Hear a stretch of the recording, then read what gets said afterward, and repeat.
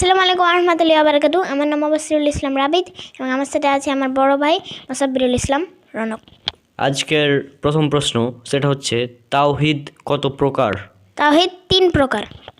দ্বিতীয় প্রশ্ন সেটা হচ্ছে তাওহীদের প্রকারগুলো কি কি? তাওহীদুর রুবুবিয়াহ, তাওহীদুল উলুহিয়া, তাওহীদুল আসমা ওয়াস সিফাত। 3 নম্বর প্রশ্ন সেটা হচ্ছে তাওহীদুর রুবুবিয়া কাকে বলে? আল্লাহকে তার কর্মাবলীর ক্ষেত্রে এক বলে মেনে নেওয়াকে তাওহীদুর রুবুবিয়াহ বলে। 4 নম্বর প্রশ্ন সেটা হচ্ছে তাওহীদুল উলুহিয়া কাকে বলে? আল্লাহ বান্দার জন্য যেসব কাজ ইবাদত হিসাবে নির্ধারণ করেছেন, বান্দাদের সেসব কাজে আল্লাহকে এক বলে গণ্য করাকে তাওহীদুল উলুহিয়া বলা হয়। আজকের সর্বশেষ প্রশ্ন সেটা হচ্ছে তাওহীদুল আসমা ওয়াস সিফাত কাকে বলে? যেসব নাম এবং গুণাবলী আল্লাহর জন্য নির্দিষ্ট, সেসব ক্ষেত্রে আল্লাহকে এক বলে মেনে নেওয়াকে তাওহীদুল আসমা ওয়াস সিফাত বলে। তাহলে আজকের আমরা প্রশ্ন উত্তরের পর্বটি করলাম।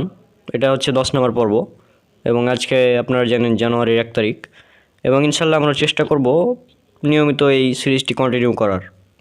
তাহলে আমরা ইসলাম সম্পর্কে অনেক কিছু জানতে পারবো এই প্রশ্ন উত্তরের মাধ্যমে।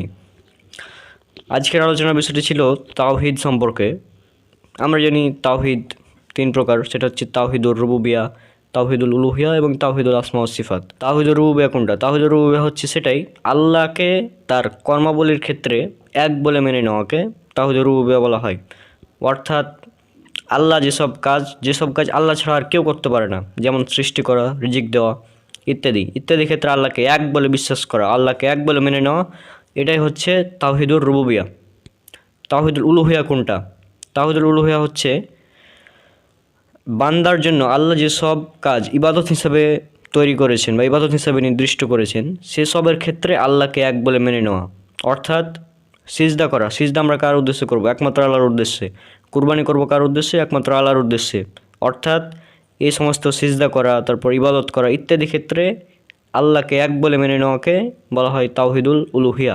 আর তাওহীদুল আসমা ওয়াস সিফাত এটা কোনটা? এটা হচ্ছে আল্লাহর যে সকল নাম এবং গুণাবলী আল্লাহর জন্য নির্দিষ্ট, সেসব নাম এবং গুণাবলীর ক্ষেত্রে আল্লাহকে এক বলে মেনে নেওয়া, এটা হচ্ছে তাওহীদুল আসমা ওয়াস সিফাত। তাহলে আশা করি আপনারা বুঝতে পেরেছেন। আর ইনশাআল্লাহ দেখা হবে পরবর্তী কোনো ভিডিওতে। ততক্ষণ আল্লাহ সুবহানাহু ওয়া তাআলা সবাইকে শান্তিতে রাখুন। আসসালামু আলাইকুম ওয়া রাহমাতুল্লাহি ওয়া বারাকাতুহু।